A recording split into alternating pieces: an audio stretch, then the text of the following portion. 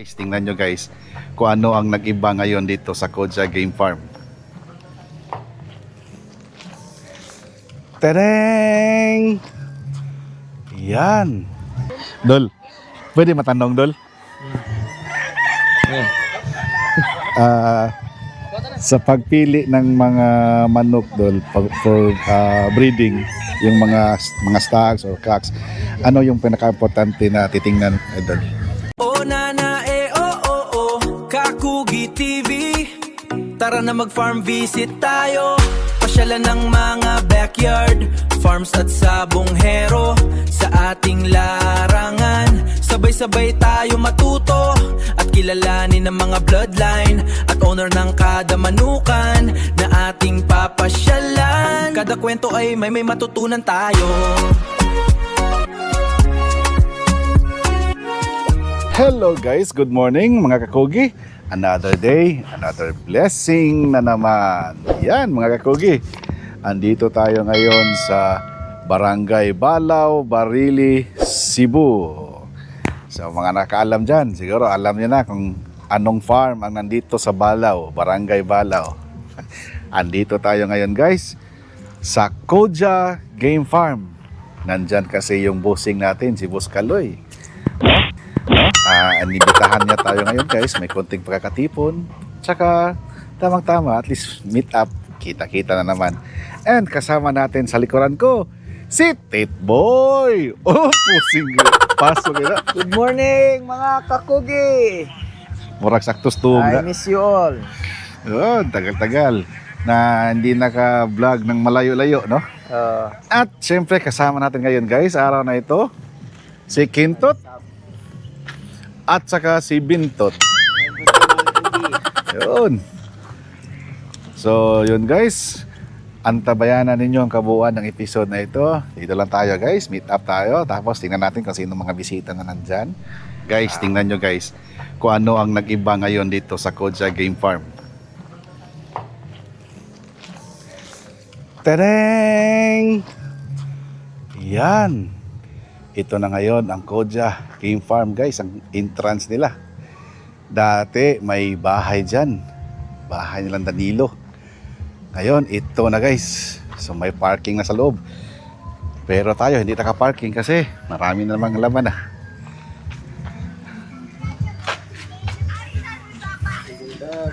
May good morning, sayo hagsugo na. Oh, shout out. Shout out ya. Si pangalan mo bossing? Edgar. Edgar? Nakadali sa Koja? Ano imong posisyon dere? Panday sir.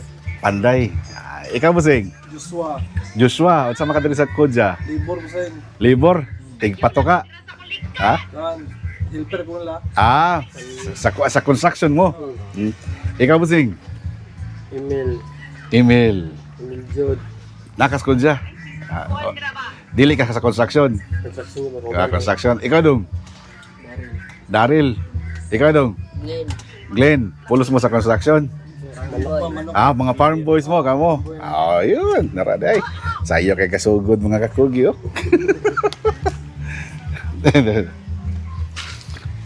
Ito guys. Uy, nagpahipi na rin skilid. Lilihan na rin. Daghan na nahurot na ni good. Walo naman kabuk. Singanin mo dong. Kyle. Ha? Kyle? Sulo-sulo. Galang nahurot eh. Sunta. Sige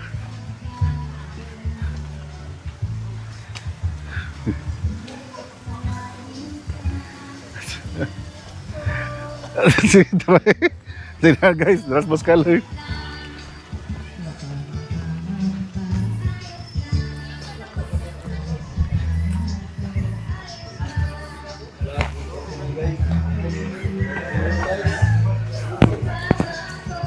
Hello, mayong good morning.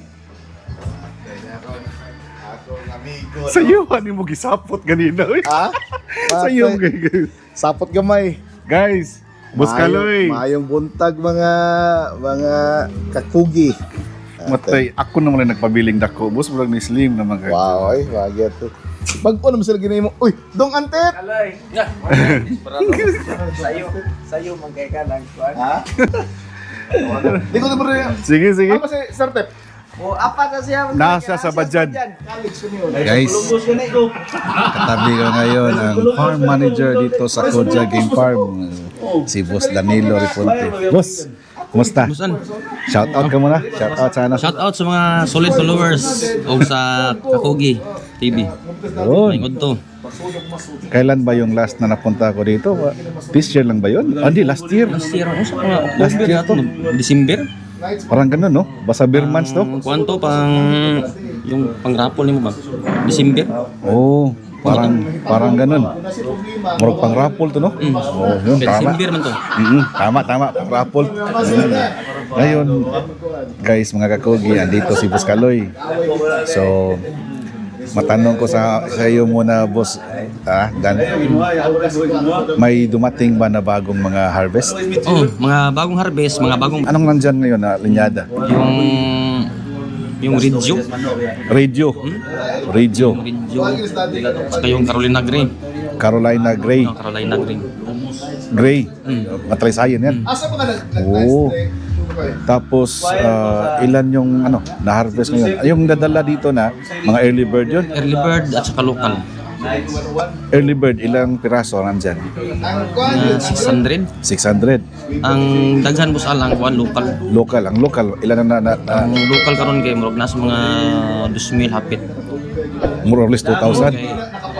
First ship diri early bird, second, third ug fourth local. Local. Kada handos tag 400. 300 ang last 500. So lahat ng local nandito na. Wa pa pa naman. Napay. Meron bang Napay last batch daw. mga ilang piraso naman kaya yun? Hindi ko sure. So more or less sa baka ang buong harvest ng local aabot kaya 3,000. Sa local murag 2,000. 2,000 kapin. Kaya ang nabot diri gud sa local gud libo kapin pa. Libo kapin pa. So ang nandito ngayon sa farm mga kogi, yung early bird is more or less 600, tapos yung local is 1,000 plus. Tapos ang national natin kaya marami-rami din yan. Ana yun. Kaya ang na-target doon yung isang tao yun siya 8,000, 10,000 ba ito yan? More or less mga aabot 10,000 Sobra. buong season. Kasama na yan late born. Wala pa. Wala pa yung late O born. sa kuan, apilan na ang katong off-season may wala pa. Ang off season may wala pa maihap. Wala pa. Kaya kuan pa man, nag-priming pa man. Para off season. So yun guys umpisa na sa mga harvesting. Ang na-harvest guys na nandito na ngayon. By the way mga kogi, ang Kodja Game Farm, ang kanilang breeding is nasa Pagadian. Nasa Pagadian ang breeding area guys, malawak yun, 50 hectares. Girelax pa tong area din. Kasi dito guys, maliit lang dito ang area. Tapos ang daming mga linyada ngayon, mga gandang imported lines na nakuha si Boss Kaloy. Isayang naman kung paunti-unti lang i-breeding, di ba? Oo. Tapos marami na rin ang sumusuporta guys sa mga local breeders. Saka local breeders pero imported yung mga materyales, no? Kaya sa ngayon mga kakogi, ang nandito ngayon, ang napaship na from Pagadian to Cebu is more or less mga 2,000 na okay, dala sa early bird o kuan, local. Ang una na abot 400 sa early bird. Oh. Yan, nasundan to siya og local to early bird mo na 600 ang early bird. Yang local pod nato sa mga 200 kapin kay 400 man to ang canvas. Pag ikatulong harvest pod kuan to hapit sa 500 mga 480 guro to. 480. Yang ang kinalasan 500. 500. So nalagis mga 2,000. 2,000. Mga 2,000. So ito guys, mayroon ngayon dito mga Wala pa may stags. 1/4. Wala pa sa 1/4 yung harvest ang napaship. Grabe. Kasi sa tansya ni Boss Kaloy mga kakogi, magre-range ang harvest nila this year from 8,000 to 10,000 heads. Yan. So ang ngayon guys, ang Wala nandito, nga, gamay ra ang production sa early bird usal kay first batch ra. first batch na dyan. Kaya ang local, Sunod na yun. national, late born, duha ka batch. Tagbuha ka batch. So yun mga kakogi. First batch sa early bird. Mintras nga habang hindi pa masyadong mainit mga kakogi, Pwede nyo makita ang mga pasyal bagong muna tayo. Tingnan natin guys yung mga bagong nakakodo na mga stag. Wala siya boss ng 5 months plus to mo pa pag 5 months. Mukha pag 5 months. Ang harvest nyo dito, ilang months ba? 5 months? 5 months. Di pag-harvest na dito, kaming 5 months, diri siya nag 5 months. Diri na nag 5 4 months. months kapin dito. Ah, Yan, doon. diri siya nag 5 months. Doon pala sa Pagadian, walang cording doon. Wala. Diri Dito na ang cording. Kaya nahog daw og ng early maturing ang uban. Oh. So yung mga early matured mo, inuna, papadala. So guys, pasyalan natin ngayon doon guys. Habang si Boss Kaloy may kausap pa, mga barkada niya, mga kamag-anak nandito. Pasyal muna tayo mga kogi, ipapakita ko muna sa inyo guys yung mga bagong harvest. No? Iwan ka muna namin dito ha. Salamat Usan. Sige. Guys, papakita ko sa inyo guys yung mga Jerry Jenkins dito na mga broodcock na nandito ngayon. Tulad nung sa ating ba, nakakuha tayo ng Jerry Jenkins dito sa Kodja Game Farm. So ito, panoorin nyo guys.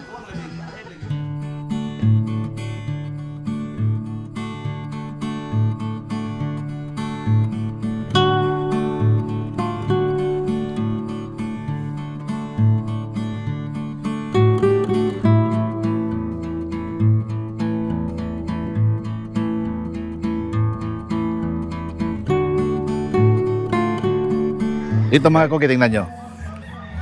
Itong linyadang ito mga kogi, hanggang doon sa dulo, mga grays yan. Tingnan nyo, palabasin natin. Mga bagong harvest to guys. Itong mga grays nilang mga kakogi, kung hindi ako nagkakamali, mga Larry Romero grays to. Kasama to sa pinahulug-hulugan nila Ma'am Erna at saka ni Boss Kaloy. Tingnan nyo guys oh. Puro grays yan lahat. Dito, grays oh. Sarap sa mata mga kakugi, sarap tingnan. Hanggang doon mga kakugi, puno pa yan sa manok. Tapos, dito naman sa kabila, may nakuha silang bagong area mga kakugi, sila Boss Kaloy, additional 2 hectares nandyan. Baka may manok na lang na rin doon. Pero ang problema mga kakugi, parang nakakapagod pumunta doon. Kasi 6 hectares na more or less yung farm dito sa Kodja mga kakugi. Kung pupuntahan pa natin yun, sobrang layo na siguro. Kutasan na kano. Pero dito lang tayo mga kakugi.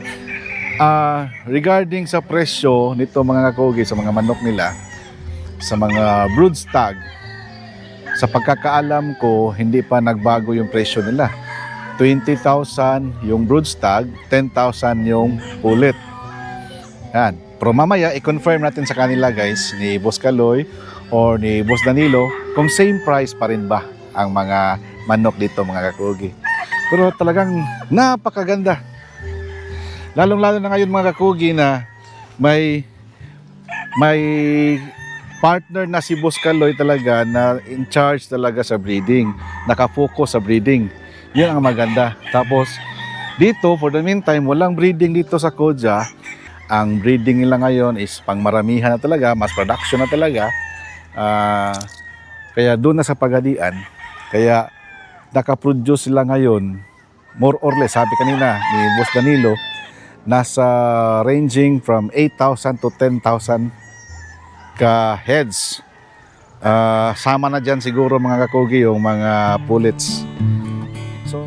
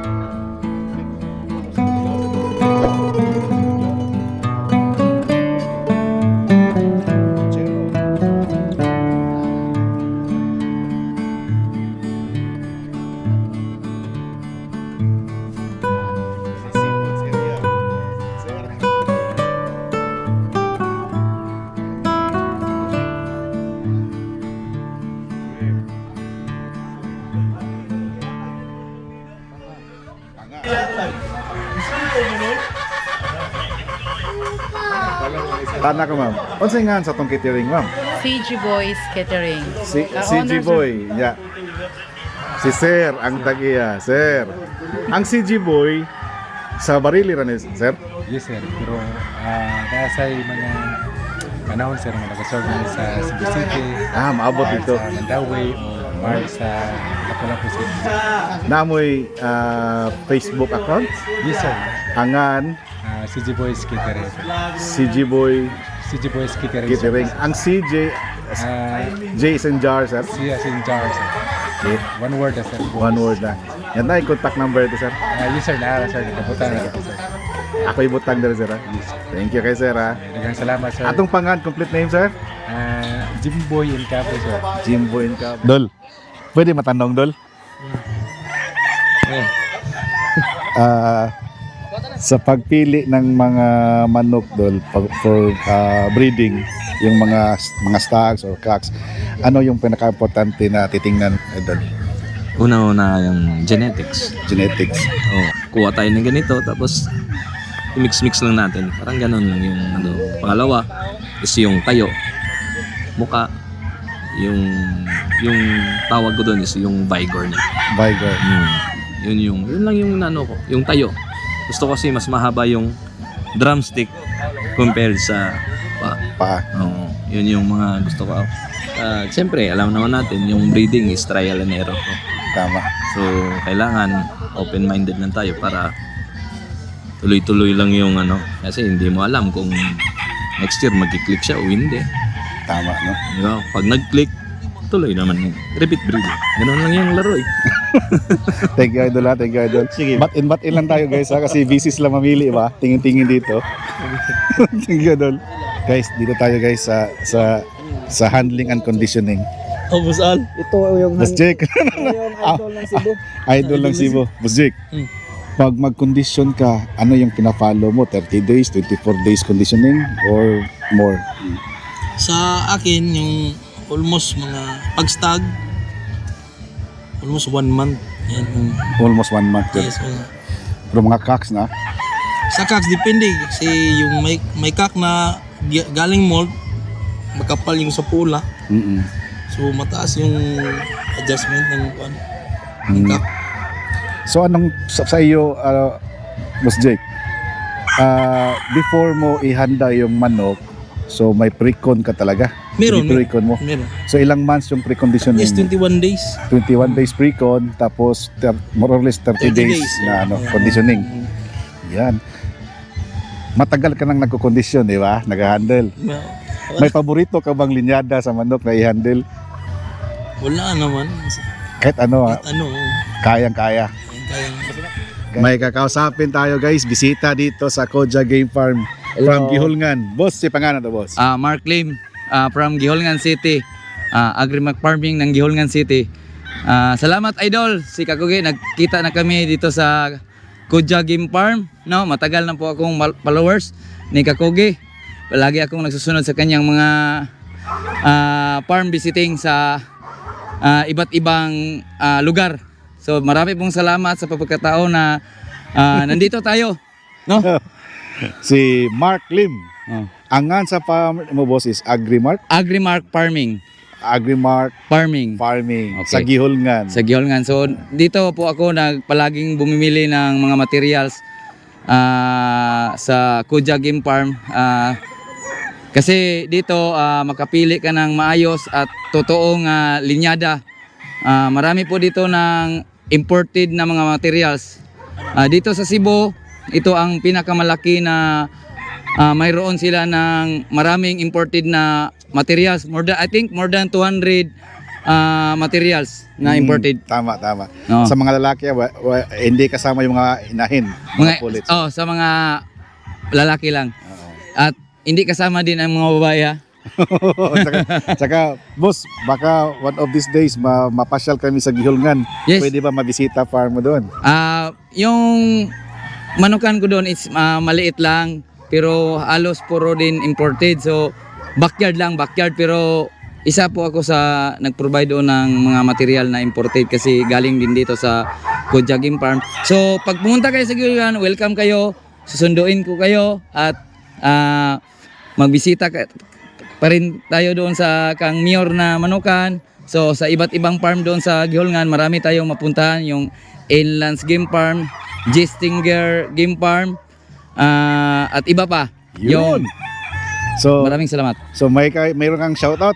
Shout out po sa aking asawa na maganda, Mary Grace Lim. Anda, Jun. No, unahin natin yung asawa. Oo. At sa mga kaibigan ko, lalo na sa Inlands Game Farm kang Abner Noiba, yung bumili sa akin, at saka si G Stinger Game Farm, malaki ding farm doon, sir, mga more than 400 ka cord iya. So at saka shout out kay Walter Sibilia at iba pa. Yung mga kaibigan ko, Alpha Caparo, long live. Yun. Thank you kay Basa. Thank you kay Idol. Thank you, Boss Mark. Kita kami. Di ba, maraming business natin nabanggit mga kakugi, yung BBC Yakal Game Farm. So nandito ang may-ari mga kakugi. Opportunity na natin to na makwentuhan, makausap, makilala yung may-ari ng Yakal Game Farm. Shout out Boss Jojo Indino. Boss. Ay. Magandang adlaw. Or may adlaw, no? Mm. Ay. So, boss, ipakisabi yung buong pangalan mo, boss. Ako pala si Barry James Daitol, Daitol. no? Owner sa BBC Yakal Agimat Game Farm. Located po Gihulngan, Negros Oriental, Barangay Magsaysay. Yun. Boss, hindi namin nakalain na dito tayo mag-meet, no? Kita ay. Palagi ka naming nababanggit ni Boss Jojo nung nagbisita ko doon sa farm niya. Ang mga linyada ni Boss, mga kakugi, is yung may mga black skin. Yun. Napakaganda. Boss, baka mayroon kang gustong i-shoutout. Oh, shout out po sa mga followers, mga buyer namin, at saka yung mga kaibigan namin, at saka pinaka-importante yung breeder namin, yung misis ko po. At saka anak ko. Ayun. Boss, pwede may makabisita po sa Walang imong problema, farm? boss. Visit lang kayo sa punta lang kayo sa Gihulngan para makita din yung farm. Para makita din, matagal din ako gustong makapunta ka doon eh. Ayun. Tawag ako ng tawag, chat ako sa iyo, no, boss. Baka makabisit ka sa farm para magkikita naman din tayo. Pag pupunta kami doon, boss, for example, dito, kami, Dumanhog. Dumanhog din sa Port Gihulngan. Okay. Oo. Mag-contact ako sa iyo pag Wala pupunta kami. problema, oo. Ay, ako guys, exciting Boss, to. thank you talaga, boss. Thank you talaga. Andito tayo nagkikita sa Kodja eh. Tama. Kaya nga nandito ako sa Gray, tingnan nyo. So, great. Sa Gray kasi ang BBC, the first of home of Machine Gun Gray. Machine Gun Gray. Machine Gun Gray, Creation mo yan, boss? Hindi, galing yan kay tatay. Tatay Lancy? Lupi. Lupi. Oo. Yeah, ako pinarami ko doon yun ang first blind ko, yung Gray. Gray. Kaya doon yan ang baseline ko doon. So mag-infuse ka ng Infuse na. Larry Romero Grace dito. Try natin. Try natin. Try Oo. natin baka baka naman magtiklik. So yun guys ha, narinig nyo.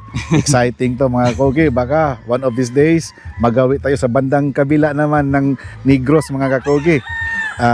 Gihulngan tayo. So marami din kaibigan si Sir Stephen dyan sa Gihulngan.